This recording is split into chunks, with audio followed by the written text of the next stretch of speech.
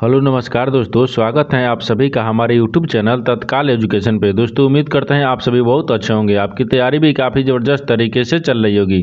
दोस्तों आज हम आप लोगों के लिए रीजनिंग के 12 अति महत्वपूर्ण प्रश्न के बारे में इस वीडियो में बताएंगे, जो सभी परीक्षाओं के लिए बहुत महत्वपूर्ण प्रश्न होने वाले हैं। आप किसी भी गवर्नमेंट एग्जाम की तैयारी कर रहे हैं, इस टाइप के प्रश्न हमेशा पेपर में देखने को मिलेंगे। दोस्तों ये पार्ट नंबर कौन सा है, 53 है। पार्ट नंबर 52 नहीं देखें तो आप वीडियो सेक्शन में जाके देख सकते हैं।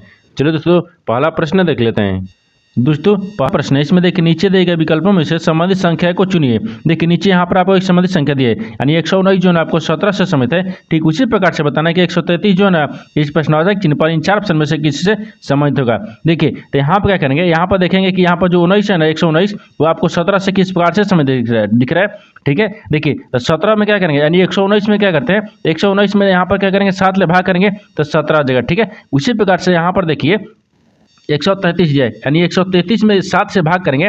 देखिए 133 में 7 से जब भाग करेंगे तो कितना आएगा, यानी 19 में कट जाएगा। ठीक है, यानी 19 में आ गया है। तो यहाँ पर क्या हो जाएगा, इस प्रश्नवाचक के चिन्ह पर कितना हो जाएगा, 19 हो जाएगा। तो 19 को देखते हैं किस ऑप्शन में दिख रहा है, यानी ऑप्शन नंबर यहाँ पर डी सही हो जाएगा। दोस्तों मैं उम्मीद करता हूँ इस प्रश्न को भी आप अच्छे तरह से समझ पाए होंगे। चलो दोस्तों नेक्स्ट प्रश्न देख लेते हैं। दोस्तों दूसरा नंबर प्रश्न है, इसमें देखिए नीचे दी गई श्रृंखला श्रेणी में प्रश्नवाचक चिन्ह के स्थान पर कौन सी अक्षर आएगी। देखिए नीचे यहाँ पर आपको एक श्रृंखला दी है, यानी श्रृंखला में बताना इस प्रश्नवाचक चिन्ह पर इन 4 ऑप्शन में से कौन सा यहाँ पर अक्षर भरा जाएगा। देखिए तो यहाँ पर सबसे पहले ध्यान से देखते हैं ये श्रृंखला किस प्रकार से चल रहा है। ठीक है, देखिए यहाँ पर क्या हो रहा है, एच लेके और यहाँ पर जे हो रहा है, जे से क्या हो रहा है एम हो रहा है, एम से क्या हो रहा है क्यू हो रहा है, क्यू से आपको अगला अक्षर को ज्ञात करना है, और यहाँ पर प्रश्नवाचक चिन्ह से आपको बी हो रहा है। ठीक है, देखिए तो यहाँ पर ध्यान से देखिएगा तो एच ले क्या लिख रहा है, जे लिख रहा है। तो एच में क्या करते हैं, अगर एच में 2 को जोड़ देंगे तो जे आ जाएगा। ठीक है, और जे से क्या लिख रहा है, एम लिख रहा है। तो जे में क्या करते हैं 3 को जोड़ देंगे तो यहाँ पर एम आ जाएगा। ठीक है, अब देखिए एम से क्या लिख रहा है, क्यू लिख रहा है। तो एम में क्या करते हैं 4 को जोड़ देंगे तो कितना आ जाएगा, यहाँ पर क्यू आ जाएगा। ठीक उसी प्रकार से यहाँ पर क्यू में कितना जोड़ेंगे तो 5 को जोड़ेंगे। क्योंकि देखिए 2 3 4 5 को जोड़ेंगे, यानी क्यू में 5 को जोड़ेंगे, यहाँ पर कितना आ जाएगा, यानी भी आ जाएगा। कितना क्या भी आ जाएगा, और ये 5 हो गया भी में क्या करते हैं, तो भी में आपको यहाँ पर क्या लिख रहा है, भी से बी लिख रहा है। तो भी में क्या करते हैं, यहाँ पर 6 को जोड़ेंगे तो कितना गया, बी आ जाएगा। तो लेकिन आपसे सवाल क्या पूछा है कि प्रश्नवाचक चिन्ह पर कौन सी अक्षर को भरा जाएगा। तो प्रश्नवाचक चिन्ह पर देखिए यहाँ पर भी आ जाएगा। ठीक है, इस प्रश्नवाचक चिन्ह पर भी आ जाएगा। तो भी को देखते हैं किस ऑप्शन में दिख रहा है, यानी ऑप्शन नंबर कौन सा हो जाएगा, ऑप्शन नंबर यहाँ पर बी सही हो जाएगा। दोस्तों मैं उम्मीद करता हूँ इस प्रश्न को भी आप अच्छे तरह से समझ पाए होंगे। चलो दोस्तों नेक्स्ट प्रश्न देख लेते हैं। दोस्तों तीसरा नंबर प्रश्न है, इसमें देखिए यदि शब्द कन्फर्म के सभी अक्षरों को अंग्रेजी वर्णमाला के अनुसार व्यवस्थित किया जाए तो कितने अक्षरों की स्थिति अपरिवर्तित रहेगी। देखिए यहाँ पर पहले प्रश्न समझिए, इसमें बोल कर है। ठीक है, देखिए यहाँ पर क्या बोल रहा है कि यहाँ पर एक शब्द लिखा है, इन शब्द को क्या करेंगे अंग्रेजी वर्णमाला के आधार पर क्या करेंगे, व्यवस्थित करेंगे। व्यवस्थित करने के बाद में बोल रहा है कि तो कितने अक्षरों की स्थिति जो है ना वो अपरिवर्तित रहेगी। ठीक है, यानी अपरिवर्तित का मतलब है कि आपको अक्षर बदलेगा नहीं। ठीक है, देखिए तो यहाँ पर क्या करेगा, वीडियो को रोककर खुद अपने आप से बनाने का कोशिश करेगा, और 12 प्रश्न में से अपने कितने प्रश्न सही किए हैं वीडियो को लास्ट में कमेंट में जरूर बताएगा। और इस चैनल पर पहली बार आए हैं तो चैनल को सब्सक्राइब कर बेल आइकन घंटी को प्रेस जरूर कर लीजिएगा, क्योंकि सबसे पहले इस तरह का क्लास आपको मिलता रहे। देखिए तो सबसे पहले क्या करते हैं, जो शब्द लिखा है ना उस शब्द को क्या करेंगे सबसे पहले लिख लेंगे। ठीक है, देखिए यहाँ पर क्या लिख रहा है, कन्फर्म लिख रहा है, यानी CO।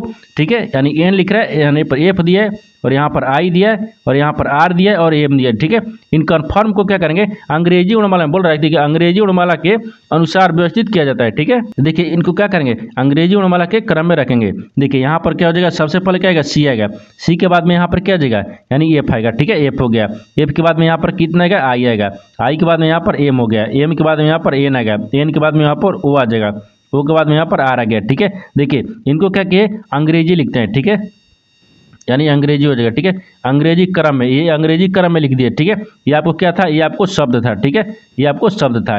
देखिए तो यहाँ पर आपसे वही पूछा है कि तो कितने अक्षरों की स्थिति अपरिवर्तित रहेगी। अपरिवर्तित का मतलब कि जो अक्षर शब्द लिखा है वही अंग्रेजी शब्द में लिखे हैं, तो आपको अक्षर बदला नहीं है। जैसे यहाँ पर देखिए, यहाँ पर सी दिख रहा है, सी का देखिए सी लिख रहा है, ये परिवर्तित नहीं हुआ है। ठीक है, ये क्या है, अपरिवर्तित है, यानी इसके अपरिवर्तित नहीं हुआ है।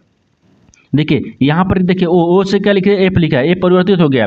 यहाँ पर देखिए एन से क्या लिख रहा है, आई लिख रहा है, ए परिवर्तित हो गया। यानी एफ से क्या लिख रहा है, एम लिख रहा है, ये भी परिवर्तित है।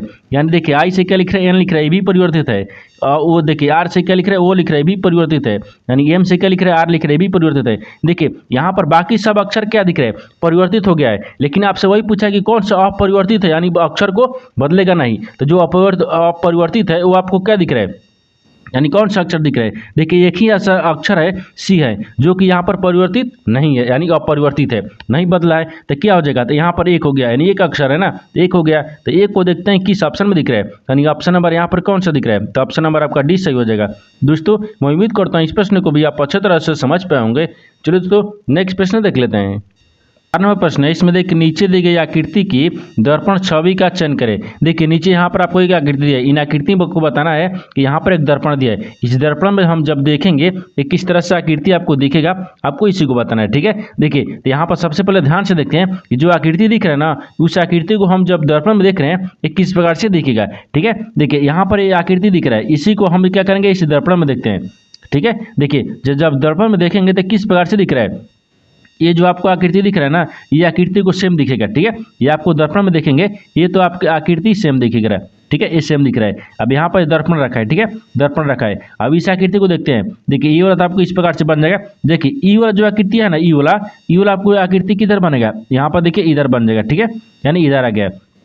उसके बाद में देखिए ई वाला आकृति होगा, ये आपको पीछे की तरफ जाएगा। ठीक है, यानी इधर आ गया यहाँ तक। ठीक है, अब देखिए यहाँ पर करेंगे क्या, आप ध्यान दीजिएगा इसमें। ठीक है, देखिए यहाँ पर अब दिख रहा है, अब इसमें क्या दिख रहा है, ई वाला दिख रहा है। ई वाला आकृति जो है वो किधर बनेगा? ठीक है, ई वाला आकृति आपको किधर बनेगा? देखिए ई वाला इधर है, इसको जब हम पलटेंगे तो यहाँ पर किधर बन जाएगा, ये इधर आ जाएगा। ठीक है, ये इधर आ गया, क्योंकि देखिए इसको क्या करेंगे, यहाँ पर ये हो जाएगा, क्योंकि ई वाला पीछे जाएगा ना। देखिए ई वाला जब आगे यहाँ पर आगे दिया है, इसको इसमें दर्पण में पीछे जाएगा, जो पीछे वाला है वो आगे दिखेगा, इस तरह का दिख गया।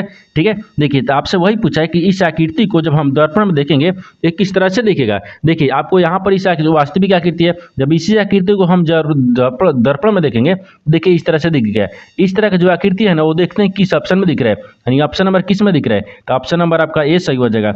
दोस्तों मैं उम्मीद करता हूँ इस प्रश्न को भी आप अच्छे तरह से समझ पाए होंगे। चलो दोस्तों नेक्स्ट प्रश्न देख लेते हैं। दोस्तों 5वां प्रश्न है, इसमें देखिए नीचे दिए गए प्रश्न आकृति में लुप्त संख्या ज्ञात कीजिए।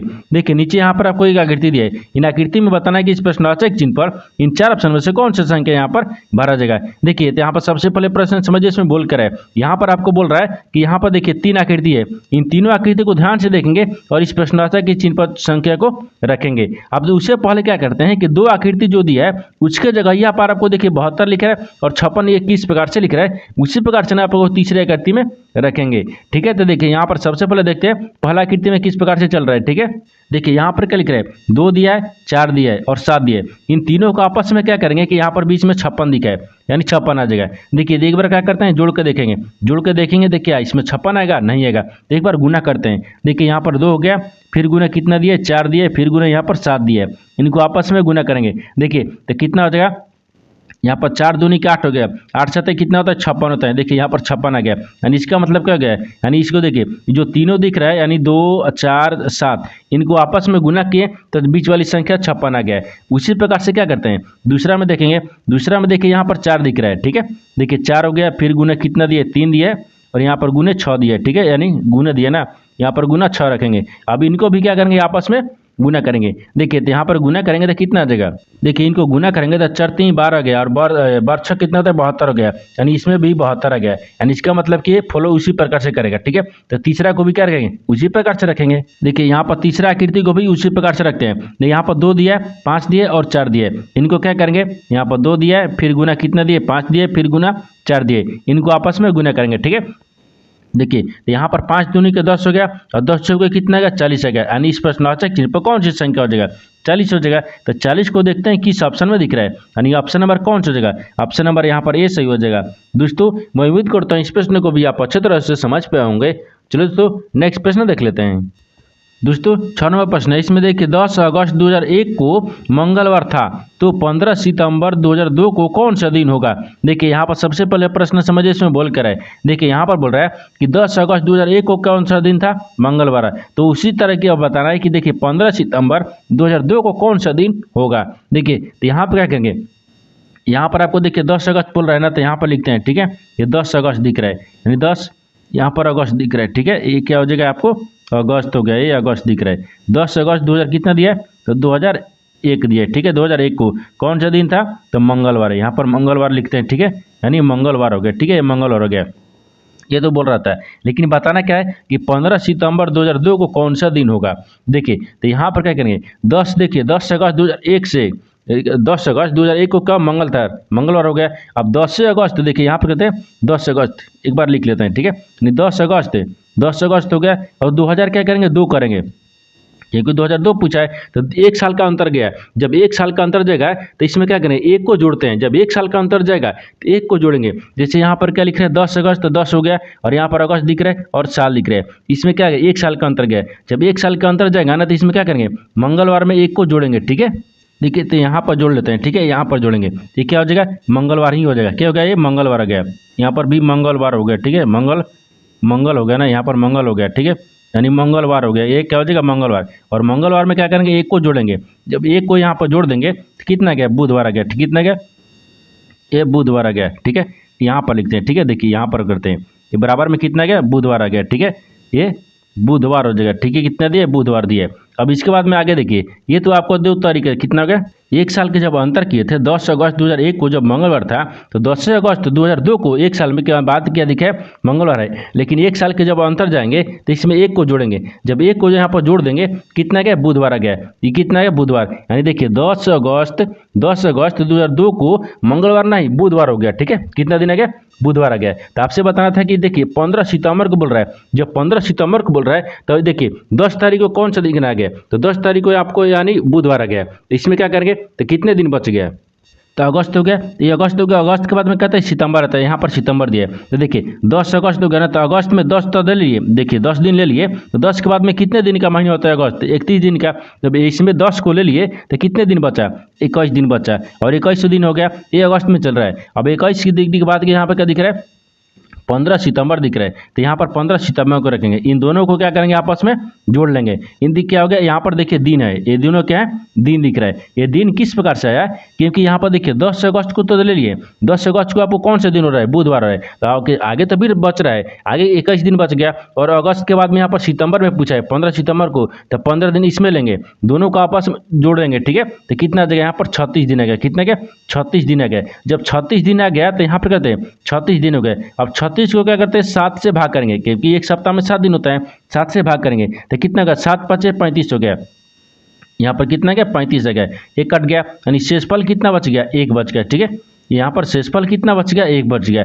जब शेष 1 बच गया ना, इसको करेंगे क्या, जब शेष 1 बच गया तो इसको करना क्या है, जब यहाँ पर शेषफल 1 बच गया तो जो आपको 10 अगस्त 2002 को मंगलवार के बाद यहाँ पर बुधवार आया था, एक दिन जोड़े थे, तो इसमें क्या करेंगे, इसमें आपको 1 को जोड़ देंगे, ठीक है। देखिए बुधवार में 1 को जोड़ेंगे। जब बुधवार में 1 को जोड़ देंगे तो कितना आ जाएगा, बुधवार में जब 1 को जोड़ेंगे तो यहाँ पर कहते हैं बृहस्पतिवार आ गया। कितना आ जाएगा, बृहस्पतिवार। तो यहाँ पर कहते हैं यानी बृहस्पतिवार हो जाएगा, ठीक है। ये देखिए क्या हो जाएगा, ठीक है, बृहस्पति यानी बृहस्पतिवार हो गया। ये क्या जगह, बृहस्पतिवार आ गया। लेकिन आपसे सवाल ये पूछा है कि 15 अगस्त 2002 को कौन सा दिन था, तो 15 अगस्त 2002 को यहाँ पर बृहस्पतिवार हो जाएगा, ठीक है। तो बृहस्पतिवार को देखते हैं किस ऑप्शन में दिख रहा है, यानी ऑप्शन नंबर कौन सा होगा, ऑप्शन नंबर यहाँ पर सी सही हो जाएगा। दोस्तों मैं उम्मीद करता हूँ इस प्रश्न को भी आप अच्छी तरह से समझ पाए होंगे। चलो दोस्तों नेक्स्ट प्रश्न देख लेते हैं। दोस्तों 7वां प्रश्न है, इसमें देखिए नीचे दिए गए विकल्पों में से संबंधित शब्द को चुनिए। देखिए नीचे यहाँ पर आपको एक संबंधित शब्द दिया है। देखिए यहाँ पर फ्रीजर जो है आपको ठंडा से समझते हैं, ठीक उसी प्रकार से बताना है कि गीजर जो है इस प्रश्नवाचक चिन्ह पर इन 4 ऑप्शन में से किसी से समझित होगा। देखिए तो यहाँ पर सबसे पहले ध्यान से देखते हैं, यहाँ पर जो गीजर है ना आपको ठंडा से किस प्रकार से समझते हैं। देखिए तो फ्रीजर से क्या, यानी फ्रीजर में पानी ठंडा होता है, क्या होता है, ठंडा होता है, ठीक है। तो यहाँ पर देखिए लिख लेते हैं, यानी फ्रीजर में, ठीक है, पानी को रखते हैं, ठीक है, यानी पानी क्या, पानी हो गया। पानी क्या होता है, पानी को ठंडा किया जाता है या किया जाता है, ठीक है, किया जाता है, लिखते हैं। देखिए फ्रीजर जो है फ्रीजर में पानी को ठंडा किया जाता है, उसी प्रकार से यहाँ पर गीजर है, तो गीजर में पानी को क्या करते हैं, गर्म करते हैं। यहाँ पर क्या हो जाएगा, गर्म हो जाएगा, ठीक है, यहाँ पर गर्म हो गया गीजर में, ठीक है, यानी पानी को, ठीक है, यानी पानी को क्या किया जाता है, गर्म किया जाता है। तो यहाँ पर क्या हो गया, यानी फ्रीजर में पानी को ठंडा किया जाता है, उसी प्रकार से गीजर में पानी को गर्म किया जाता है। तो गर्म को देखते हैं किस ऑप्शन में दिख रहा है, यानी ऑप्शन नंबर यहाँ पर ए सही हो जाएगा। दोस्तों मैं उम्मीद करता हूँ इस प्रश्न को भी आप अच्छे तरह से समझ पाए होंगे। चलिए दोस्तों नेक्स्ट प्रश्न देख लेते हैं। दोस्तों 8वां प्रश्न है, इसमें देखिए एक ही पासे के 3 अलग अलग स्थितियाँ दिखाई गई हैं, उस संख्या का चयन करें जो संख्या 4 वाले फलक के विपरीत फलक पर होगी। देखिए यहाँ पर सबसे पहले प्रश्न समझिए, इसमें बोल कर है यहाँ पर क्या बोल रहा है कि एक ही पासे का आपको यहाँ पर 3 स्थितियों को दिखाया गया है, जिसमें आपको बताना क्या है, बताना है कि 4 वाले, देखिए 4 के विपरीत कौन सा अक्षर होगा, यानी कौन सा संख्या होगा। ठीक है, देखिए यहाँ पर 4 के विपरीत कौन सा संख्या होगा आपको इसको बताना है। देखिए एक ही पासे का जब 3 स्थितियां दिया है, इसमें दो, देखिए इसमें दो तरीके से बनता है, या तो एक को क्या करेंगे कॉमन मिलाएंगे, या तो दो फलक को कॉमन मिलाते हैं। तो इसमें देखिए दो फलक कॉमन मिल रहा है, नहीं मिल रहा है, इसमें क्या करेंगे, यहाँ पर देखिए 5 और 1 को मिल रहा है, यहाँ पर देखिए 5 1 कहीं दिख रहा है नहीं, 1 दिख रहा है लेकिन 5 नहीं दिख रहा है। अब इसमें देखिए 4 और 1 को तो मिल रहा है, तो 4 1 मिल रहा है, लेकिन यहाँ पर देखिए 5 के कभी भी 2 होगा नहीं होगा, क्योंकि हमको 4 पूछा है। ठीक है, ये इस प्रकार से नहीं बनेगा। देखिए तो इसमें क्या करेंगे, एक को क्या करेंगे कॉमन मिलाएंगे, एक को कॉमन मिलाते हैं। जैसे यहाँ पर ध्यान से देखिए इसमें 4 दिख रहा है, यानी इसमें भी 4 दिख रहा है। आप कहिएगा इस तीसरा में, दूसरा में भी तो दिख रहा है, तो दूसरा में नहीं दिख रहा है, क्योंकि दूसरा में देखिए हमको नहीं लेना है, क्योंकि लेना है हमको 4 के विपरीत लेना है। ठीक है, यहाँ पर देखिए ये 4 दिख रहा है और इसमें भी 4 दिख रहा है। ठीक है, ये दोनों क्या दिख रहा है, कॉमन हो गया, तो 4 के विपरीत यहाँ पर क्या दिख रहा है, 4 हो गया। अब यहाँ से घड़ी की दिशा में घुमाएंगे, यानी 4 के बाद में क्या आता है, 1 आ गया, 1 के बाद में यहाँ पर क्या आएगा, 5 आएगा, तो यहाँ पर 1 हो जाएगा और 1 के बाद में यहाँ पर 5 आएगा। ठीक है, यहाँ पर अब देखिए 1 का विपरीत हो गया और 5 का विपरीत हो गया, तो ये जो तीसरा मिला है, तो तीसरा में भी क्या करें, घड़ी की दिशा में घुमाएंगे तो 3 आ गया, तो यहाँ पर 3 हो गया, और यहाँ पर देखिए 3 के बाद में यहाँ पर 2 आ गया, यहाँ पर 2 आ गया। ये क्या दिख रहा है, विपरीत दिख रहा है। ठीक है, ये क्या है, विपरीत है। देखिए लेकिन एक पासा में कितने अंक होती हैं, 6 होती हैं, यानी एक पासा में 6 अंक होती है। इसमें कितने आपको अंक दिया है, ठीक है, देखिए जो इसमें कितना दिया है, 1 दिया है, 2 दिया है, 3 दिया है, 4 दिया है और 5 दिया है, लेकिन 6 नहीं दिया है। जब 6 नहीं दिया है तो क्या करेंगे, जब 6 नहीं दिया है इनको क्या करेंगे, काट लेंगे, यानी 4 के विपरीत क्या हो जाएगा, यहाँ पर 6 हो गया, 4 के विपरीत क्या होगा, 6 हो जाएगा, तो यहाँ पर 6 हो जाएगा। तो 6 को देखते हैं किस ऑप्शन में दिख रहा है, यानी ऑप्शन नंबर यहाँ पर डी सही हो जाएगा। दोस्तों मैं उम्मीद करता हूँ इस प्रश्न को भी आप अच्छे तरह से समझ पाए होंगे। चलिए तो नेक्स्ट प्रश्न देख लेते हैं। दोस्तों 9वां प्रश्न है, इसमें देखिए उस वेन आरेख का चयन करें जो दिए गए वर्गों के बीच संबंध को सर्वोत्तम रूप से दर्शाता है। देखिए नीचे यहाँ पर आपको 3 शब्द दिए हैं, यानी जूते, कार, साइकिल, इन तीनों शब्द को बताना है कि आपस में किस प्रकार से समित है और इन 4 वेन डायग्राम में से कौन सा वेन डायग्राम बनेगा। देखिए तो सबसे पहले ध्यान से देखिए इन तीनों शब्द में से आपको कॉमन कौन सा मिल रहा है। ठीक है, देखिए यहाँ पर जूते दिए, कार दिया और साइकिल दिया है, इन तीनों शब्द में कौन सा आपको कॉमन मिल रहा है। यहाँ पर देखिए जूते रखते हैं, ठीक है, यहाँ पर कहते हैं जूते रखते हैं, ये क्या है, जूते हो गए, जूते एक कॉमन मिल गया, यानी जूते देखिए जूते, जूते जो है आपको क्या कार से समित है, नहीं, कार क्या है साइकिल से समित है, नहीं, और साइकिल क्या है जूते से है, नहीं, और साइकिल क्या है कार से समित है, नहीं, यानी तीनों आपस में किसी प्रकार से समित नहीं दिख रहा है। तो क्या करेंगे, तीनों का आपको अलग अलग वेन डायग्राम बनेगा। यहाँ पर कार जूते हो गया, यहाँ पर कार हो गया, ठीक है, एक कार हो गया, और यहाँ पर क्या दिख रहा है, साइकिल हो जाएगा। यहाँ पर देखिए ये क्या हो गया, यानी साइकिल हो गया, ठीक है, ये साइकिल हो जाएगा। देखिए यहाँ पर जूते दिख रहा है, कार दिख रहा है और साइकिल दिख रहा है, तीनों आपस में किसी प्रकार से समित नहीं होगा, तीनों आपको अलग अलग वेन डायग्राम बनेगा। इस तरह का वेन डायग्राम देखते हैं कि किस ऑप्शन में दिख रहा है, यानी ऑप्शन नंबर यहाँ पर 20 सही हो जाएगा। दोस्तों मैं उम्मीद करता हूँ इस प्रश्न को भी आप अच्छे तरह से समझ पाए होंगे। चलिए तो नेक्स्ट प्रश्न देख लेते हैं। दोस्तों 10वां प्रश्न है, इसमें देखिए यदि ए बी का भाई है, यानी बी सी का पिता है, और यहाँ पर डी ए की पत्नी है, तो डी सी से किस तरह से समित है। देखिए यहाँ पर सबसे पहले प्रश्न समझिए, इसमें बोलकर है, ठीक है, देखिए यहाँ पर क्या दिया है, यहाँ पर बोल रहा है कि यदि ए बी का भाई है, तो यहाँ पर करते हैं ए को रखते हैं, ठीक है, ये जो है ना वो बी के भाई है, तो मान लो बी के भाई कौन दिख रहा है, ये दिख रहा है, ठीक है, यहाँ पर भाई हो गया।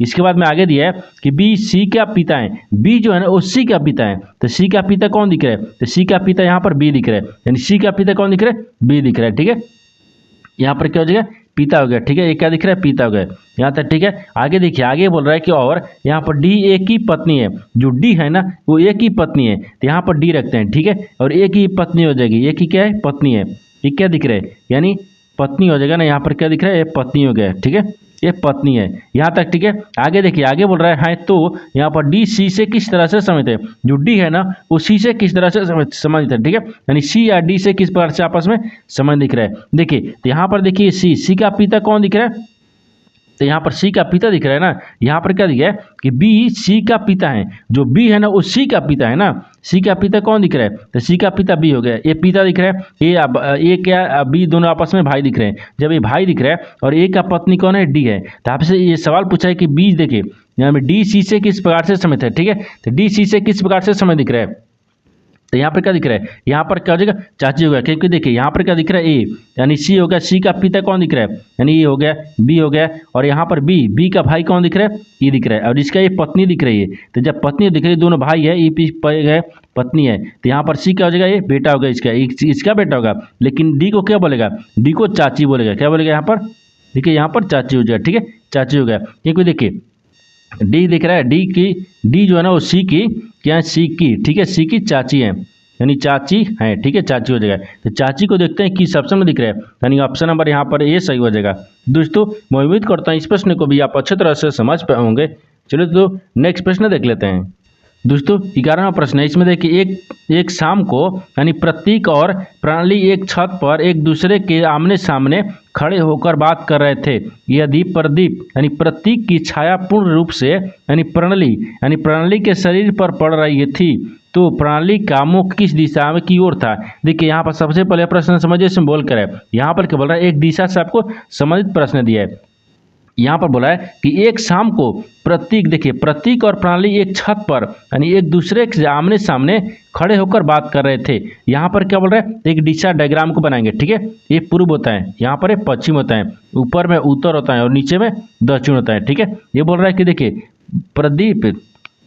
यहाँ पर क्या दिख रहा है, प्रतीक दिख रहा है, यानी प्रतीक और प्रणाली एक छत पर एक दूसरे के आमने सामने। तो मान लीजिए यहाँ पर रखते हैं, प्रतीक को रखते हैं, ठीक है, ये क्या दिख रहा है, प्रतीक हो गया, ये प्रतीक है ना, यहाँ पर क्या दिख रहा है, प्रतीक दिख रहा है, ठीक है, ये प्रतीक हो गया। यहाँ पर क्या दिख रहा है, प्रणाली हो जाएगा, ठीक है, यहाँ पर प्रणाली हो गया, ठीक है, यहाँ पर प्रणाली हो गया, ये प्रतीक दिख रहा है और ये प्रणाली दिख रहा है, ये आमने सामने बात कर रहे हैं, ठीक है, ये आमने सामने बात कर रहे हैं, ठीक है। यहाँ पर बोल रहा है कि आमने सामने बात कर रहे थे, तो यदि प्रतीक की छाया, जो प्रतीक की ये दिख रहा है, ठीक है, कि प्रतीक की जो छाया है वो किधर दिख रही है, तो पूर्ण रूप से प्रणाली के शरीर पर पड़ रही है। तो ये प्रणाली का शरीर है और यहाँ पर एक प्रतीक है, इसका छाया किधर पड़ रही है, यानी इधर पड़ रहा है, ठीक है, ये छाया हो गया, यहाँ पर छाया हो, ठीक है, छाया पड़ रही है। तो प्रणाली का मुख किस दिशा की ओर था, तो अब बोल रहा है कि प्रणाली का जो मुंह है ना वो किस दिशा की ओर था। देखिए तो ये प्रणाली हो गया, तो प्रणाली का मुख किस दिशा की ओर चल रहा है, ये किधर दिशा दिख रहा है, ये आपको पश्चिम की तरफ दिख रहा है, ठीक है। देखिए क्योंकि यहाँ पर ये पश्चिम दिख रहा है,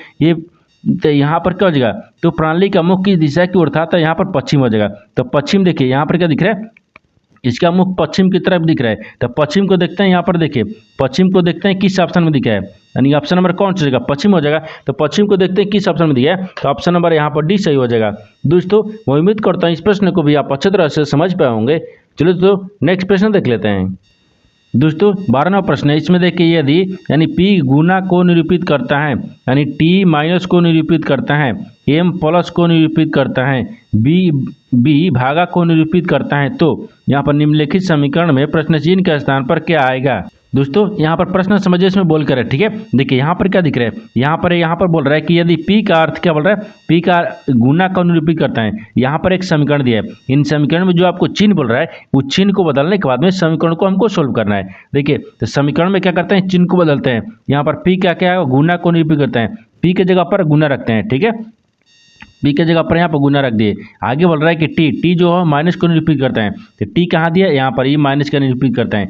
आगे दिया है कि M प्लस को निरूपित करता है, M यहाँ पर दिया है प्लस को ही निरूपित करता है। और बोल रहा है कि B भागा को निरूपित करता है, B के जगह पर भागा रखते हैं। अब बोल रहा है कि आप समीकरण को सोल्व कर रहा है। देखिए तो आप समीकरण को क्या सोल्व करेंगे, तो देखिए 54 हो गया, 54 भागा कितना दिए, सॉरी यहाँ पर भागा नहीं होगा ना, B भागा को निरूपित करता है ना, हम प्लस लिखें, ठीक है। देखिए यहाँ पर क्या दिए, B आपको भागा दिए, यहाँ पर भागा दिया ना, ये आपको भागा हो जाएगा, ठीक है, ये आपको भागा हो गया।